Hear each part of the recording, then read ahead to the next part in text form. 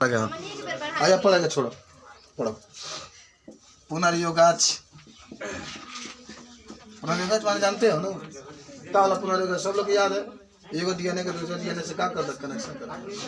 पुनर्योगाच DNA का तो ना एकदम मस्ती में रहोगे ना, खूब खाने को मिलेगा। वाह वाह, पेटी के पेटी रख लगा। ये भाई तनी इतनी ले लेना, पेट पचा वाला तो ले लगे गैस बनी तो। परपोषी कोशिका या जीव में निवेशन ना तो लोग खाने को मिलता है। आज पुनर्योगज का मतलब क्या होता है कि दो डीएनए को हमको जोड़ना है। दो डीएनए क्या करना है? जोड़ना है बाबू। आज जोड़ के किसी कोशिका के अंदर कैसे भेजना है? देखो, बंधे हुए डीएनए को तो बता दें आपको, बंधे हुए डीएनए को आदाता कोशिका में प्रवेश कराने के अनेक विधियां हैं। पहले समझौता नहीं कि जैसे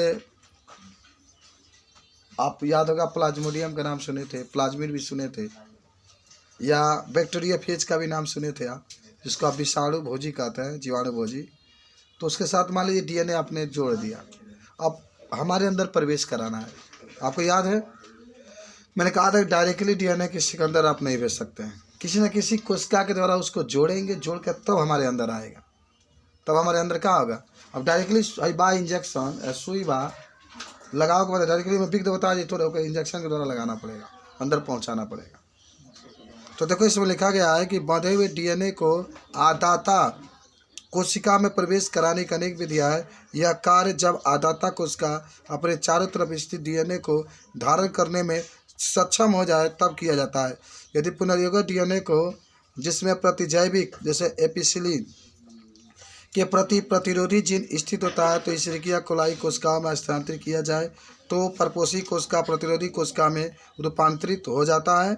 और यदि रूपांतरित कोशिका को युक्त 11 प्लेट पर फैलाया जाए तो केवल कोशिकाएं ही विकसित हो पाती है, जबकि रूपांतरित आदाता कोशिकाओं की मृत्यु हो जाती है। प्रतिरोधी जीन के कारण कोई भी एपिसिलिन की उपस्थिति में रूपांतरित कोशिका का चयन कर सकते हैं। हम मामले में प्रतिरोधी जीन को वरानोक्सिन भी कहते हैं। सब आप पढ़े हैं। हम क्या कहें कि मान लीजिएगा कि किसी कोशिका के साथ आप डीएनए को जोड़ दिए, डीएनए क्या करते हैं? जोड़ दें, और जोड़ने के लिए जब जुड़ जाता है तो फिर हम किसी कोशिका के अंदर क्या करते हैं? भेजते हैं, जिसके अंदर भेजना है तो उसको भेजते हैं। तो सुनो, जिस कोशिका में, सब लोग याद करो, जिस कोशिका में अरूपांतरित जीन होंगे, जैसे हमारे अंदर भेज रहे हैं, ये बताइए जब वही आवा था तो कौन जरूरी बाकी में खाली शुद्धे हुई, अशुद्ध भी हो सकता है।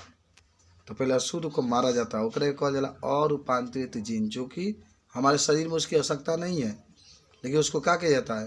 पहले मृत करा दिया जाता है, तब उसको जो अच्छा बचता है उसको शरीर के अंदर प्रवेश कराया जाता है।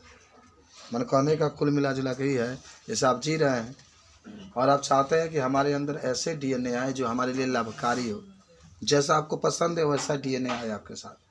तो हो सकता है कि जो डीएनए आ रहा है उसके साथ कुछ ऐसे भी डीएनए आ रहे हैं, तो इन्वर्टर चल गए कहीं भी, कुछ ऐसे भी डीएनए आ रहे हैं, जीव आ रहे हैं जो आपके लिए हानिकारक हैं, तो उसको मारना बहुत अनिवार्य होता है। इसीलिए और रूपांतरित जीन को पहले मार दिया जाता है। तो थोड़ा सा इसमें लिख लो, लिखो। सर्वप्रथम डीएनए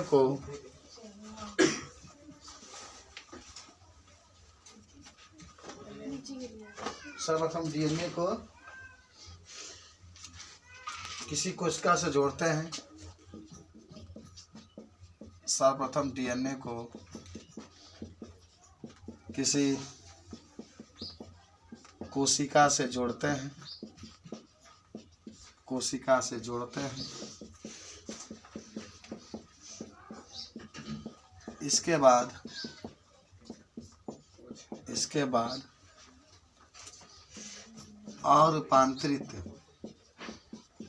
अरूपांतरित जीन को नष्ट कर देते हैं और केवल लाभकारी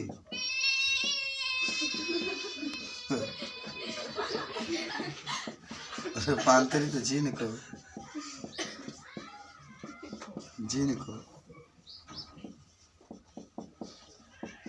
कोशिका के अंदर पहुंचाते हैं।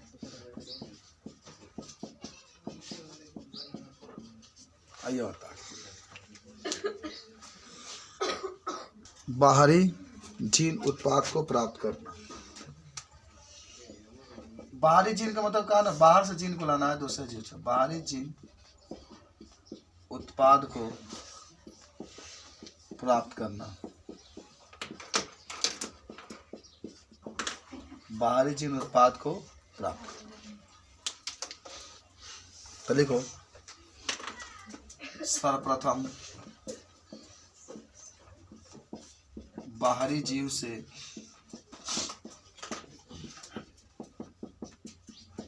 डीएनए को निकालकर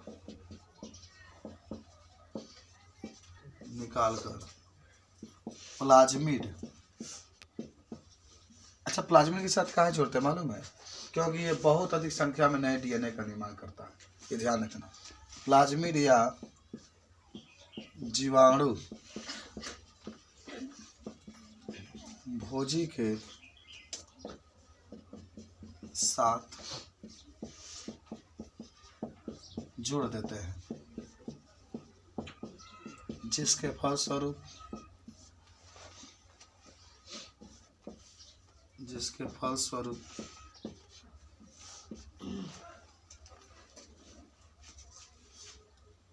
परपोषी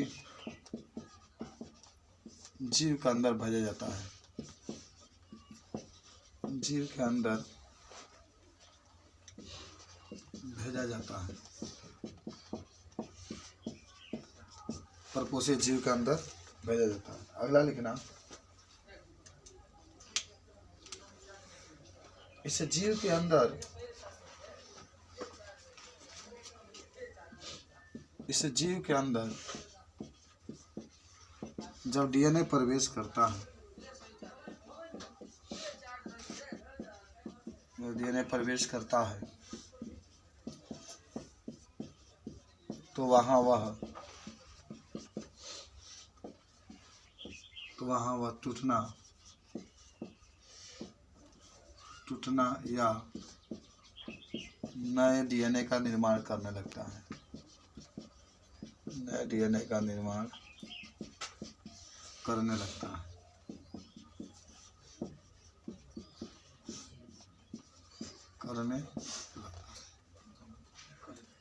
इस प्रकार उस जीव में नए डीएनए का निर्माण हो जाता है। यही होता है, देख लेना, जल्दी से लिख लो। नए डीएनए क्या होता है? निर्माण होता है।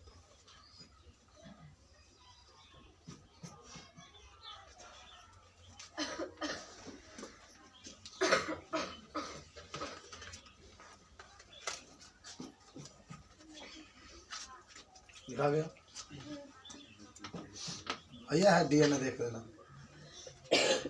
समझिए ना क्या भेजा जाए डीएनए के। डॉक्टर बन जाओगे तो ऐसे ही भेजोगे, जानना। पढ़ना भी चाहिए तुमको। जिंदगी में आसान काम नहीं करना चाहिए, कठोर काम चुनना चाहिए। महान बनो, काश तुम डॉक्टर बन करके अपनी माता पिता की इलाज करो तो बहुत खास दिन रहेगा। टीचर बन करके अपने बच्चों को पढ़ाओ, बहुत खास दिन रहेगा। इंजीनियर बन के अपने घर को बनाओ, बहुत खास दिन वो रहेगा। और प्रधानमंत्री बनकर देश का नाम रोशन करोगे।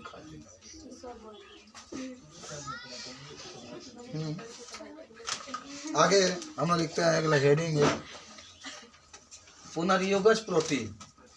कोई जानता है? देखो, ऐसे प्रोटीन जो परपोषी के अंदर जा करके अपने लक्षण को प्रदर्शित करता है, अपने गुण को प्रदर्शित करता है, उसी को आता है हम लोग का पुनर्योगज प्रोटीन। याद हुआ?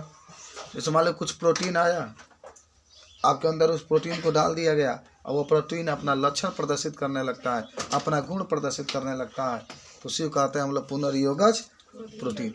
जंगान है बाबू, जैसे पुनर्योगज डीएनए होता है, जब किसी परपोषी के अंदर डाल दे देते हैं तो डीएनए अपना गुण प्रदर्शित करता है, उसी तरह से पुनर्योगज प्रोटीन भी होता है। ये कई बार प्रश्न पूछा जाता है। तो ऐसे प्रोटीन जिसको जब किसी जीव के अंदर डाला जाता है और वह प्रोटीन अपने आनुवांशिक लक्षण को या अपने गुण को प्रदर्शित करता है, तो उसी को हम लोग कहते हैं पुनर्योगज प्रोटीन। तो लिख लो, याद हुआ सबको? बताओ क्या बताओगे? पुनर्योगज प्रोटीन।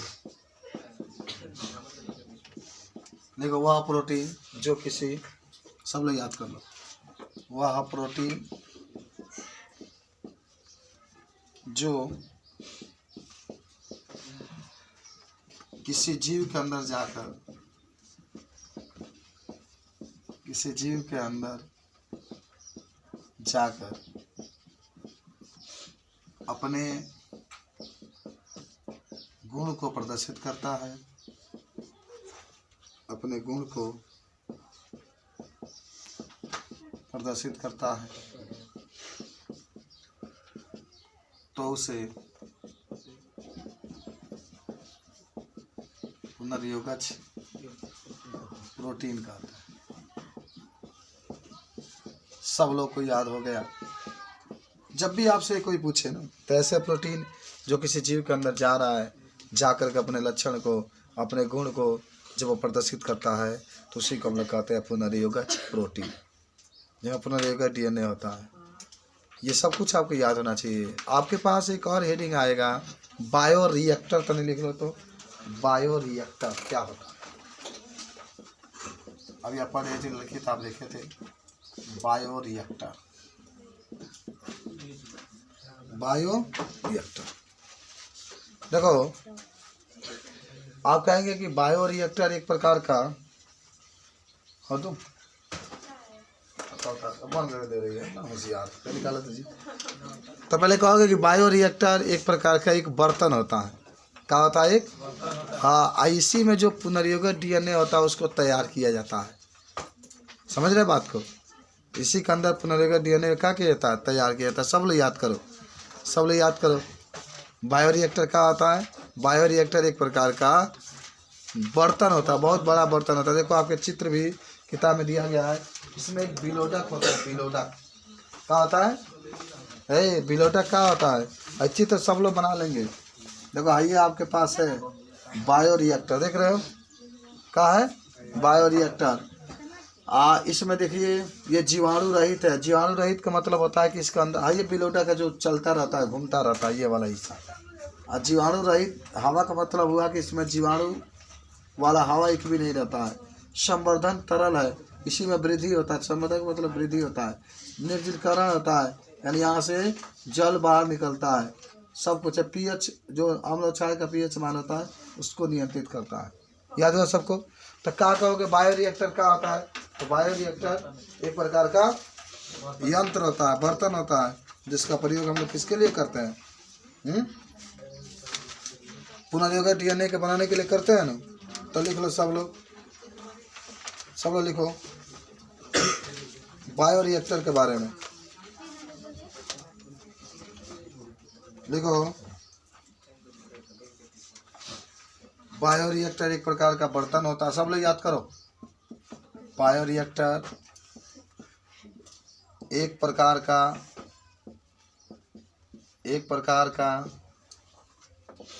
बर्तन होता है।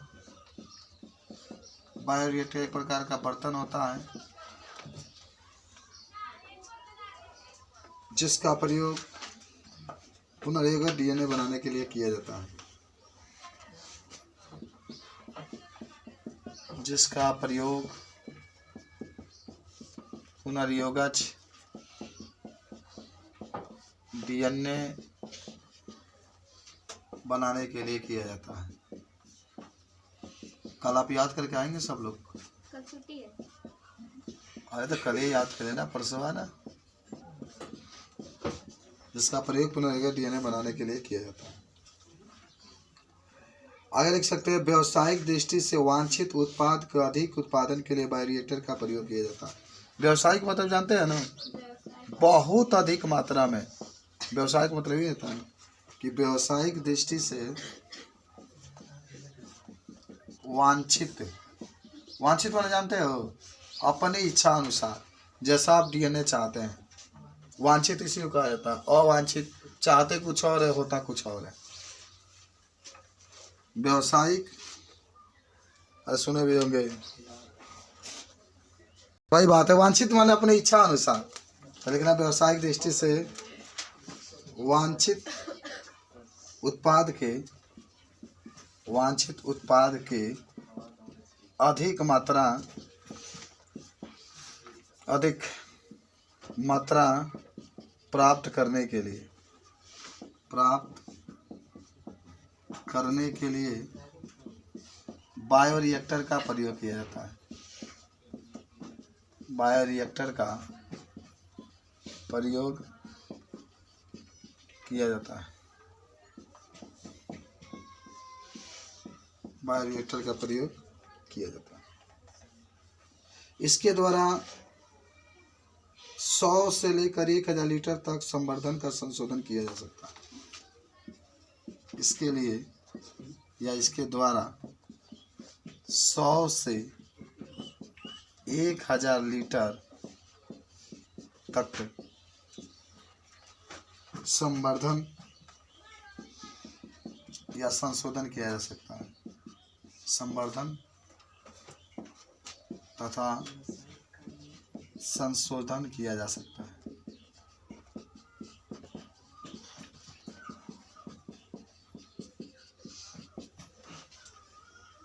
माने अब 100 लीटर से लेकर के 1000 लीटर तक इसके अंदर हम लोग पुनर्गठित डीएनए को बना सकते हैं। समझ रहे ना? ये जरूर आप याद रखेंगे। इसके अंदर एक विलोडक होता है जो हमेशा गति करता रहता है। इसके अंदर एक विलोडक होता है जो है, माना ऐसा नहीं हिलता रहता, वही एक विलोडक होता है जो हमेशा गति करता रहता है।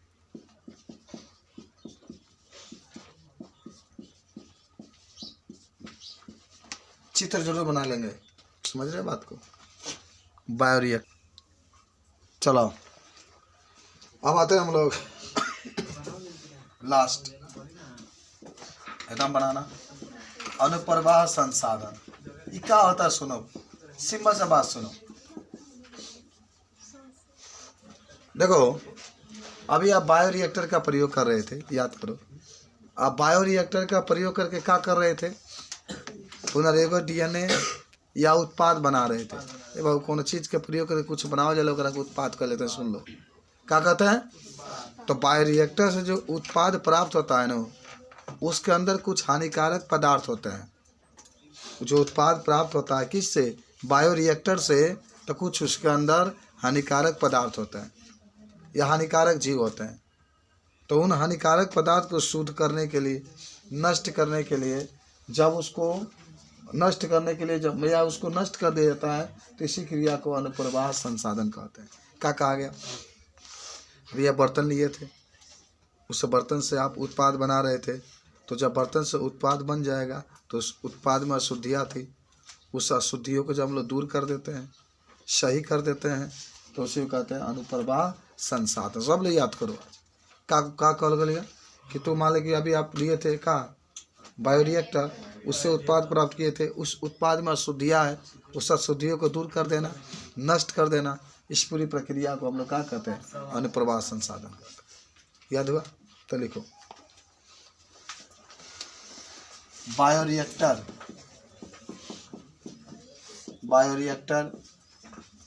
से प्राप्त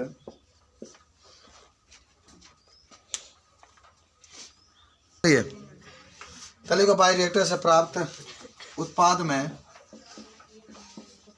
अनेक अशुद्धियाँ होती है। अनेक अशुद्धियाँ होती है। उन अशुद्धियों को दूर करने के प्रक्रिया को बुलाओगे नहीं ना ये सब्जी। प्रक्रिया को अनुप्रवाह संसाधन कहते हैं।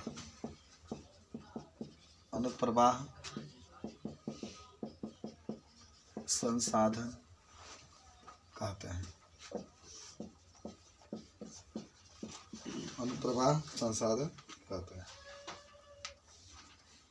आगे लिखना, प्रत्येक उत्पाद हेतु तो सुनिश्चित गुणवत्ता नियंत्रण परीक्षण कराया जाता है। माने आगे लिखना कि इसमें उत्पाद के गुणवत्ता में वृद्धि की जाती है, में वृद्धि की जाती है। माने अगर उत्पाद जो प्राप्त होता है बायोरिएक्टर से, उसके अंदर गुणवत्ता की कमी है, तो इसमें गुणवत्ता में क्या की जाती है, वृद्धि की जाती है। किसके द्वारा, तो इसके द्वारा गुणवत्ता में वृद्धि की जाती है। सब लोग याद करो इसको, गुणवत्ता में क्या की जाती है, वृद्धि की जाती है। ठीक है, पहला प्रश्न लिखो। प्रश्न 1 है कि जेनेटिक इंजीनियरिंग का प्रयोग कहाँ कहाँ किया जाता है। जेनेटिक माने अनुवांशिकी, इंजीनियरिंग का प्रयोग कहाँ कहाँ किया जाता है। याद है आप लोग का, चिकित्सा के क्षेत्र में किया जाता है, कृषि के क्षेत्र में किया जाता है, और वैक्सीन निर्माण में भी किया जाता है। समझ रहे बात को। दूसरा प्रश्न है, लिख लोगे ना उत्तर, सुन लेना, मैं बता भी देता हूँ। जिन्हें इसका उपयोग हम लोग कृषि के क्षेत्र में, या वैक्सीन बनाने के क्षेत्र में, या चिकित्सा के क्षेत्र में करते हैं।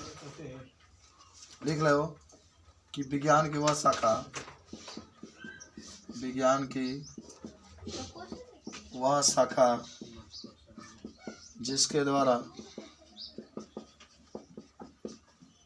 डीएनए में परिवर्तन किया जाता है। हाँ जी, डीएनए में परिवर्तन किया जाता है, उसे क्या कहते हैं। याद है क्या कहते हैं, बताओ सब लोग। इस विज्ञान को क्या कहा जाता है, जिसके द्वारा डीएनए में परिवर्तन किया जाता है, उसे कहते हैं हम लोग जैव प्रौद्योगिकी। जैव प्रौद्योगिकी, जैव का मतलब जीवधारी के लक्षण को बदल ही देना। प्रश्न 3 लिख लो।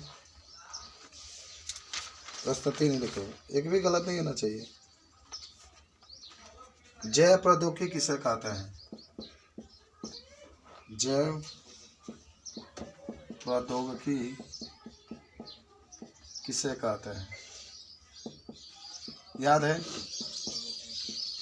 जैव प्रौद्योगिकी किसे कहते हैं, तो विज्ञान की वह शाखा जिसके अंतर्गत जैविक या डीएनए में परिवर्तन के बारे में अध्ययन किया जाता है, इसी को हम लोग कहते हैं। अगला लिखना, प्रश्न 4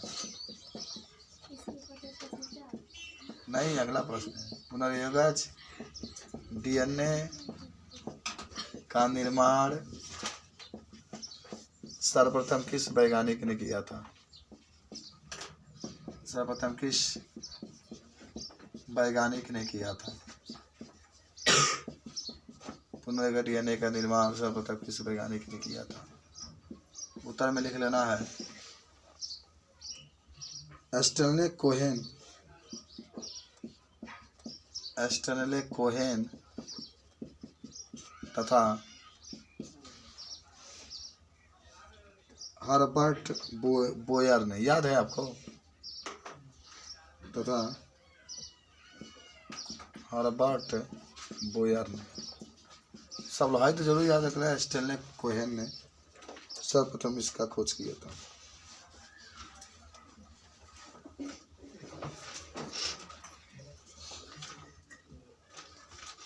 प्रश्न 5 है, बताइए कि एंजाइम बड़े होते हैं या डीएनए। बताइए कि एंजाइम बड़े होते हैं या डीएनए।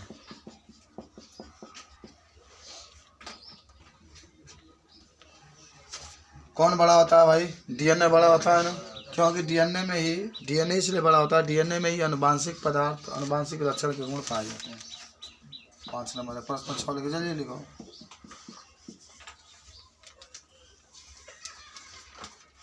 पुनर्योगी डीएनए का निर्माण कैसे किया जाता है? पुनर्योगी डीएनए का निर्माण कैसे किया जाता है?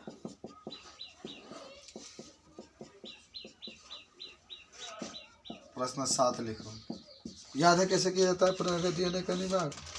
जीन क्लोनिंग यानी जीन हस्तांतरण करके एक जीव से दूसरे जीव में जीन को भेज करके, समझ रहे हो? अब अगला है कि उस एंजाइम का नाम लिखिए। उस एंजाइम का नाम लिखिए जिसके द्वारा डीएनए को काटा जाता है।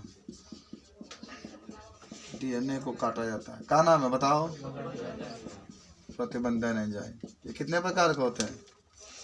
2 प्रकार के। एक्सोन, याद है आपको? एक्सोन्यूक्लियेज और एंडोन्यूक्लियेज। एक्सोन्यूक्लियेज जो होता है वह डीएनए को किनारे से काटता है, एंडोन्यूक्लियेज जो होता है डीएनए के अंदर से काटता है। तो प्रश्न 8 लिख लेना है, 10 को बस लिखना है।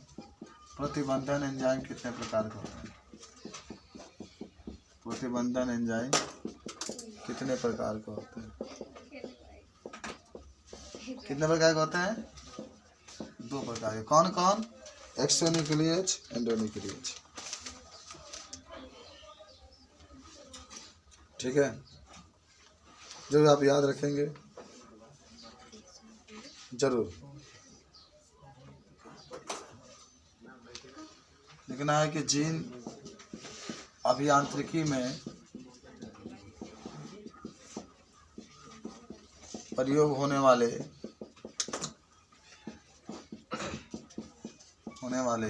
2 वाहक का नाम बताइए। बता सकते हैं? माने वाहक के रूप में किसका किसका प्रयोग किया जाता है? वो प्लाज्मिड के, वो जीवाणु भोजी के। 10 वाले किलो। प्लाज्मिड क्या है? ये कहाँ पाया जाता है? इसका क्या उपयोग है? प्लाज्मिड क्या है? यह कहाँ पाया जाता है? इसका क्या उपयोग है? तो आपको याद होगा प्लाज्मिड जो होता है वह जीवाणुओं में पाया जाता है और इसके द्वारा डीएनए को एक कोशिका से दूसरे कोशिका में भेजा जाता है, इसलिए इसको प्लाज्मिड कहते हैं। प्लाज्मिड जीवाणु या यीस्ट से प्राप्त किया जा सकता है। यह पुनर्योगी डीएनए तकनीक में संवाहक के रूप में कार्य करता है। ये 10 क्वेश्चन आज आपके पास रहा। 10 के बाद कल फिर 10 आपको, कम से कम कल 10 को नहीं तो वो 20 क्वेश्चन हम लोग करेंगे।